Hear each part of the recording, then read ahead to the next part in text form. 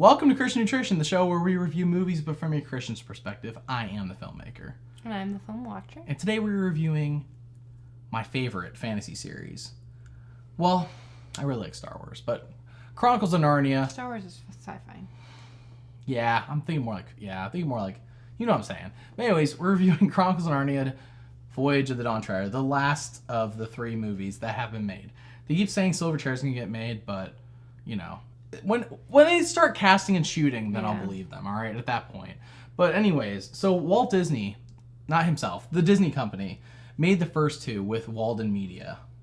They made Lion, Witch, and the Wardrobe, and then they made Prince Caspian. And as you watch our Prince Caspian review, it was a much darker film. It wasn't the same whims. I mean, it wasn't as light as Lion, Witch, and the Wardrobe, and it probably wasn't as well known by name. Apparently, it's one of the least popular books, which, to be honest, I don't remember the book being that memorable. I like the book. I actually like this book better than I like the Prince Caspian book. Mm-hmm. That I do remember. So at that point, Disney, after Prince Caspian, not part of this. Now it's just, I believe, just Walden Media. It doesn't even say on here. The last time it blasted across. But anyways. It's on the side. Does it? Walden Media, 20th Century Fox. Yeah, 20th Century Fox took over for Disney here. So this is not, Disney is no longer a part of this. But you would not be able to tell, I would think, from the production quality. That's all I'm saying. That's not part of our thing. Production quality is not in here. So we're reviewing Voyage of the Dawn Treader, released 2010 by Walden Media and 20th Century Fox. And before we get into this, look, so I bought this at the store, right? Look how ridiculous this gets. So Disney likes to tout how awesome their Blu-rays are, right? And Disney. No, but I just want to point out the people who made, look at this. Look how ridiculous this is getting. It's not ridiculous, it's cool. Guys, I mean, no, it's ridiculous in a good way. Oh my gosh, that was the Blu-ray disc. There's a Blu-ray disc, a digital copy, and a DVD over here as well. And there's a little book in here too, which is super sweet, by the way. I just want to show this. If anybody's really into Chronicles of Narnia, dude, this is the version to get if you can find it. A collectible postcards. Collectible postcards are in here. I mean, my goodness gracious, you guys. You want to talk about going all out on a movie? This is how you do it.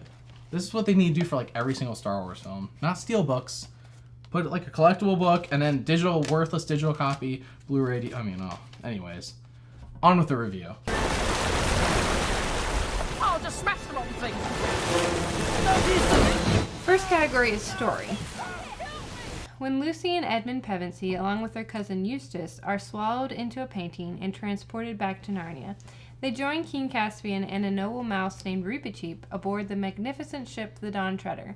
The courageous voyagers travel to mysterious islands, confront mystical creatures, and reunite with the great lion Aslan on a mission that will determine the fate of Narnia itself. So,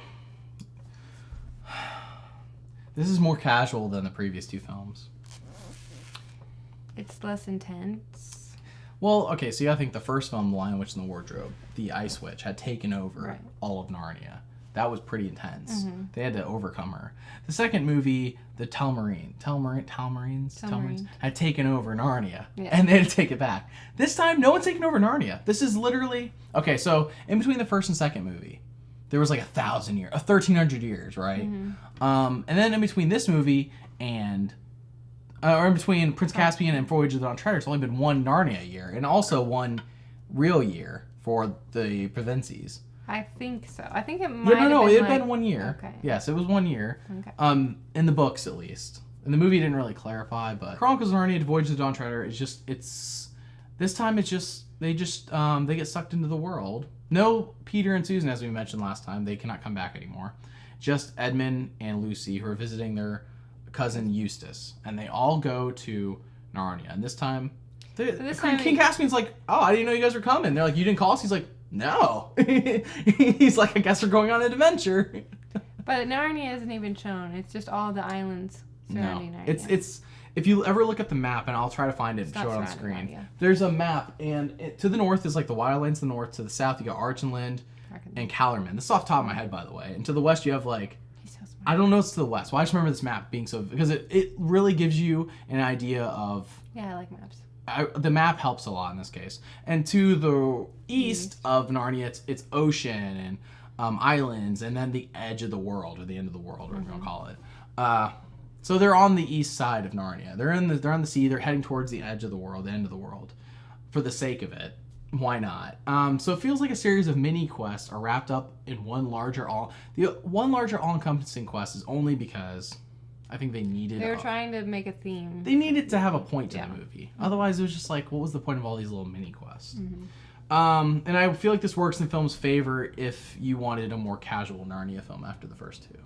However, this film made the least money out of the three, so maybe it wasn't what they needed to do. I did not like it. Like, I love, obviously. You liked it, but you just didn't love it? Is that what you mean? No, I've loved all the books. I love this story in book form. I don't think it translates well to movie form.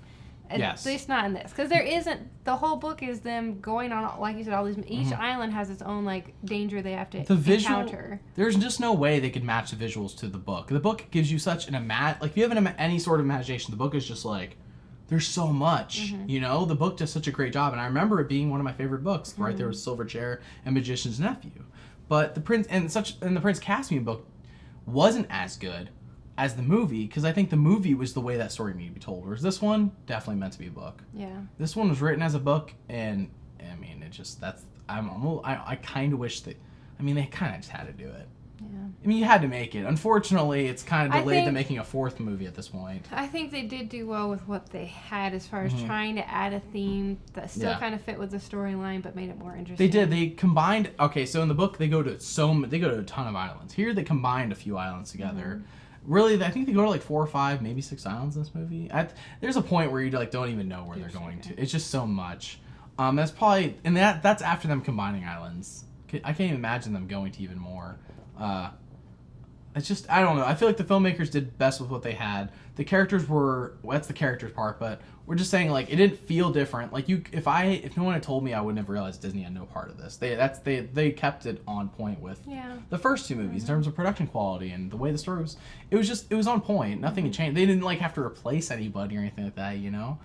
So it felt the same. Since we don't have an animation category, I'm just gonna say in here that it was very beautiful. Like, the ship was beautiful. Oh, the CGI. Yeah. The ship was really good. I like the ship. The dragon wasn't that great, but that was okay. We'll get there when we get to the characters. Yeah. But as far as like the CGI and the animation and stuff, for the most part, it was still very a beautiful movie. I guess is what I'm saying. I did. Okay, so I know that a lot of islands got cut out and got combined with other islands. I get that. It felt like a lot of details that made the islands so interesting were cut out, and that's the part where they did wrong. Yeah. The islands did not feel unique from each other for the most part. I can remember like 2 islands, the one with the invisible castle and the very first one they visit. With the slave traders? Yeah, man, like that's it. I know they went to other islands. I know they did. And we just saw this movie, and I can't remember what it was. There's just, the uniqueness of the islands wasn't there, and that's part of the issue. There should have been something unique about each island that made you remember that island, but it wasn't. It was almost like the same island, and they were just like sailing around it. Like, we went to this part of the island, now we're in this part of the island, now we're in this part of the island, now we're in this part. It almost like that's the only other island feels I like can what think they of did. is the Golden Dragon Island, because they combined that. I forgot where the map was I saw for this sucker. Maybe it was in here in this 15 million piece. In my book. I'm saying for the islands though, for the movie islands, not for the book islands. I think I might have looked it up online actually. Okay. There was like 5 or 6 islands. It showed on the map online, but honestly, guys, I couldn't tell you. I have no idea. I don't know if any of y'all have ever watched the old BBC version of Voyage of the Dawn-Treader, but I honestly think... How did they even do that? Were they on a real boat? Yeah, they were on a real boat. Oh gosh. Anyway, I think they kind of... I don't want to say did a better job, but they did stick to the book, and yet I thought it was interesting, maybe because I just love the book. Mm-hmm. Even though they didn't add any extra themes, they just did each island, but each island was interesting, so I thought it was still good. They would the problem here, the main problem with the story is that each island doesn't feel as interesting as it does in the book. Mm-hmm. And I don't like comparing books to movies, but if you're gonna make a change, it needs to be for the better or to keep the story going. And they made the story keep going, but at the expense of ruining what made these islands so specific and different from each other. So your final score? It's just the movie's just not as engaging overall as Prince Caspian or Lion, the Witch, and the Wardrobe. Right. Personal opinion. Mm-hmm. So my score for the story is an 11 out of 15. You give it a 9 out of 15. That's appropriate. Yeah. I'll just smash them on things. The next category is characters. If you remember Peter in Prince Caspian, he struggled with his ego. He struggled with not being king anymore, and then coming back and trying to be king. He wasn't. You kind of see it crop up to a lesser extent here with Edmund. I think it was like one scene where Edmund has the Peter There was a ego. couple. Maybe there was a couple. It was mainly showed in the Gold Island. Yeah, that was the most obvious, where you see his deepest, darkest. No.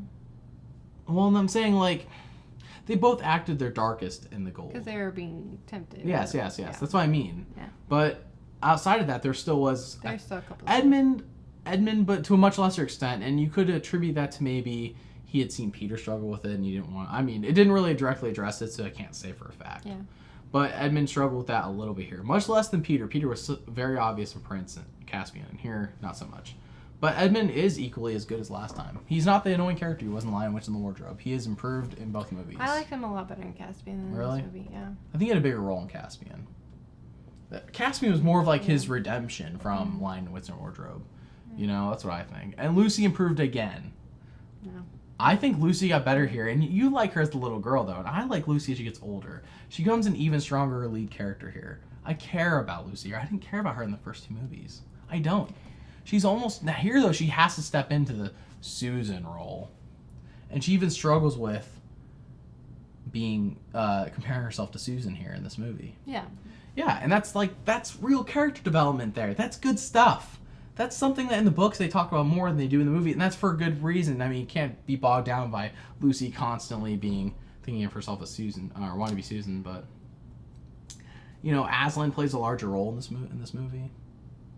He shows up at the end. He plays a larger role in this movie. He's throughout he's in the movie multiple times. What are you talking about? He shows up once when she's reading the book, and he shows up at the end. Yeah. That's all. Okay, so twice. Yeah. But I think he just... Then in Prince Caspian, he plays a larger role here. Not in Lion, the Witch, and Wardrobe, where he plays his biggest role. Prince Caspian, he shows up like 2 or 3 times. All in very small, behind-the-scenes roles. And he saves them again. Like, he, saves them in Prince Caspian. And he just kind of shows up and talks to them in this one. I don't know. I think here he's more of, like, what you would think of as God than he does in Prince Caspian. I don't... Personally. He might portray God a little more, but I wouldn't say that he... He's even more clearly God in this movie. Okay. I wouldn't say he plays a large role. I mean, they make it obvious, and I think without Disney on their back, 20th Century Fox probably didn't care.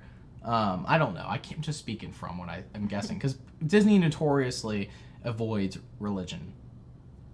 Any sort of, they just, for the most part, unless it's like Pocahontas or something, then it's like, whatever, because, I don't know, it's not, in their mind, it's not real. But yeah, so he's clearly God here. Even in the end of the movie where he's like, you may not know me as Aslan in your world. I'm known as something else in your world. I'm not quoting directly here. That's what he said. He says something like that. You know, so if the first two movies didn't make it clear that he was God, this movie does. Yeah. If you were so blind to how he was God in the first two, he's definitely God here. Well, and he does save them from the green mist, I guess. As I said, he was in the movie a few times. His most prominent role is at the end. Oh, he showed up with Eustace as well. But yeah, man. That's what I'm saying. Like, he appears in this movie, and I think he's more God-like in this movie than he was in Prince Caspian. That's just personal opinion. So the Ice Witch steals the scene she is in, just like she did in Prince Caspian. And she just conferred with me. She is not in the Silverchair book. There is a witch in the Silverchair book who is so close to the Ice Witch, she might as well just be her. And I think it's what the filmmakers are doing here by keeping her in the loop. She's in Prince Caspian for a scene. Well, she's in Voyage for a scene. It also just helps, you already know who she is. She's always there. She's in the background. So it makes it more personable because Edmund is the one that's struggling with her. So. Yes, if she's the representation of the devil. Yeah. Then even after Edmund destroyed her, it keeps it consistent. Even after Edmund destroyed her in Prince Caspian, she's still there. Yeah. He didn't really destroy her. You think he'd just overcome it, and if she wasn't here, you'd have thought that was the end of it. But no, she's here too. And we think that's because in Silverchair they're going to make her the witch, which, by the way, I think is the smart decision to do for the story. People can complain all they want. That's not accurate to the book. Screw that. The Ice Witch should be the witch in the Silverchair. It's the most appropriate thing to do. It really is. For the film, I think that's the most appropriate thing to do. The books are the books. If you want to read the books, read the books. Okay. But for the movie, having her, just like Voldemort and Harry Potter, in the background when he's not in the forefront is a smart idea. So, I've kind of taken this over. Yeah, you're kind of taking sorry, go characters over. ahead. I said that the characters were the best part of the movie Mm-hmm. because, especially my favorite is Eustace and Reepicheep and their Yeah. whole relationship. Yeah, Eustace does start off as like this annoying guy, He but does. he's good. He's He a does. very good annoying character. Like he's still funny. Yeah. He's hilarious.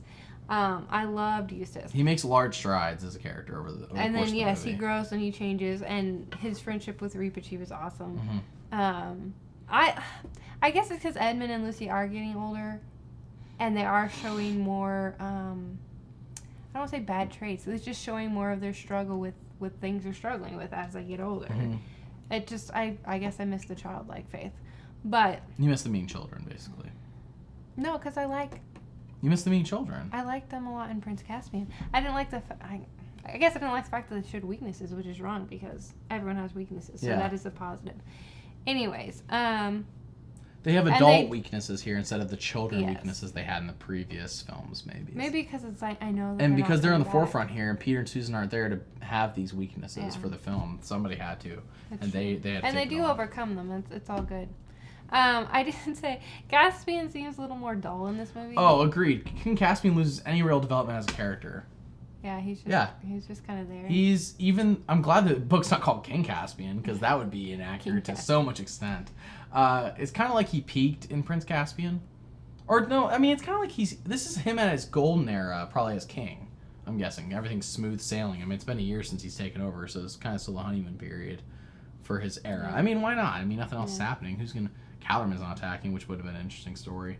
But yeah, I mean he doesn't develop at all as a character throughout this movie. And he lost his accent. He doesn't have an accent in this movie. You know what? Accents to me, I'm like deaf to them, so unless it has like a clear British accent or something, I don't. You're probably right. You probably did lose it, and I missed that. I just thought it was funny. I'm sure somebody else who's watching this knows the same thing. So characters. Characters, I gave a 9 out of 10, I give him an 8. with the only point off being for King Caspian losing any real development as a character. I'll just smash them on things.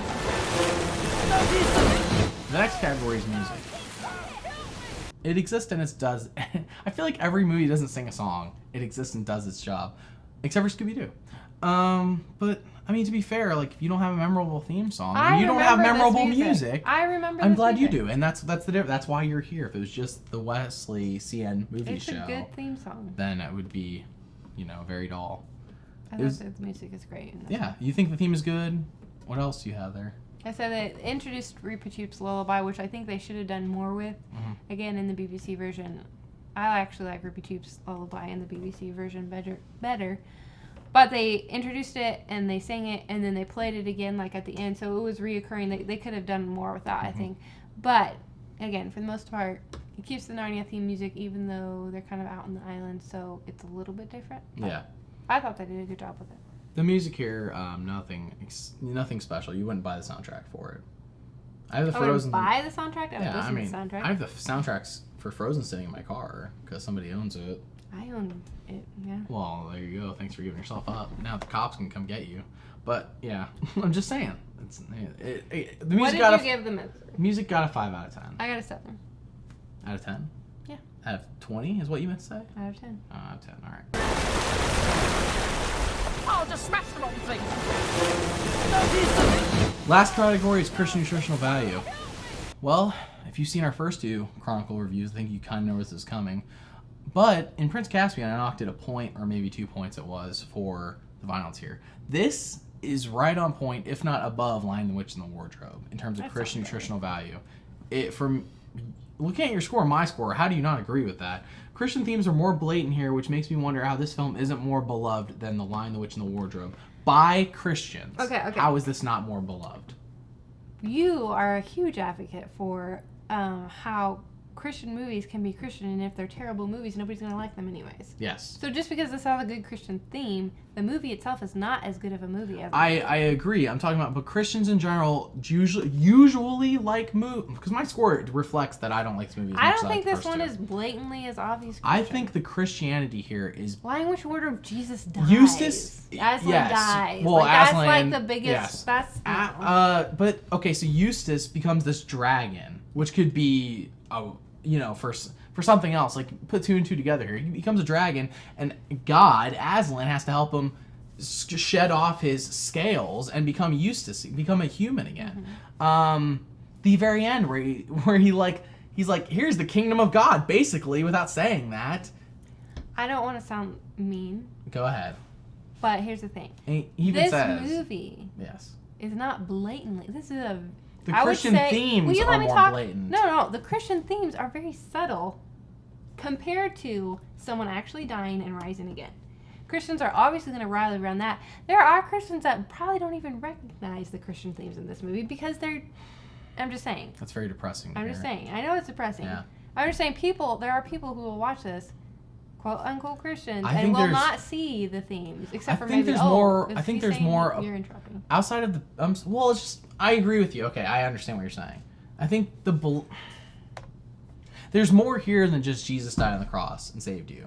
Yes. Which I am an advocate for us talking I about am literally too. anything else, because if you've ever been to church twice, you've heard twice now Jesus has come to save you, and every time you go, you hear it. So it's when you hear something so many times, it's like, can we talk about something else? Like, it's fantastic. It's the only way we're getting to heaven. It's the great. I promise it's the greatest thing ever. But at the same time, like there are the Bible isn't just the Gospels, and even if it is, there's still other things to talk about. Can we talk about those other things as well on top of? And here there are other things. I'm not disagreeing. I know what you're saying, and I see what your point is. You're right. It's probably not more blatant. Maybe it is more subtle. I literally but used there are the other word, it's not blatant. I went to wow, and mine says there are more blatant. And we Yes. had not read each other's notes or anything. No. I mean, the characters have to struggle and overcome temptations. Yes. And they do. Learning to accept, but they do with Aslan, because like Aslan's tough. Lucy struggling wanting to be Susan, and then realizing a world where she just is Susan, and she's like, that's not the world I want to, like, you know what I mean? You saw that. And which, by the way, was probably the best scene in the movie that they reenacted from the book. That was in the book as well. Yeah, like Lucy struggling, wanting to be more beautiful like Susan, and realizing that she wouldn't be herself Yeah, anymore. she needs to be herself. She wouldn't be Lucy if she was Susan. I did like that. And in the book that happens in a different way, but it happens in the book. Yeah. And in the movie it happens here. And I think the way the movie does it and the way the book do it are appropriate for their format of choice. The way the book does it is perfect for the book, and the way the movie does it is perfect for the movie. It's not the same, but it's the best way to show it, and it was great. They have to learn to accept family even if they are annoying. They have to accept Eustace, even though Eustace is annoying, and he's the worst character in the world at the beginning of this movie. I love him. They have to accept him because he's family. Yeah. They have to. I mean, as much as they don't like him and they wish they could just throw him overboard, they don't. And you know, and you got like King Caspian's like, that's your family, like, you know, that's not even King Caspian's family, and he wishes he could throw him overboard, but he chooses not to because, you know, these are his friends. So, but yes, the Christian themes with Aslan here, though, man, I think it's more interesting. There's something else here than just Jesus died on the cross for you, and that's what I liked. So, I would agree. Obviously, our scores are 15 out of 15. 15 out of 15. Well, it's not obvious. Prince Caspian got 13 or 14. Okay, I'm from sorry. me. We can redo that if you want. No. You're correct. I mean, it's obvious. Like, clearly from our statements, we love the Christian nutritional value in this movie, and the movie's not bad like a bad Christian movie. So it's good. It works. So 15 out of 15 from both of us. We must shake hands when we agree. I'll just smash them on things.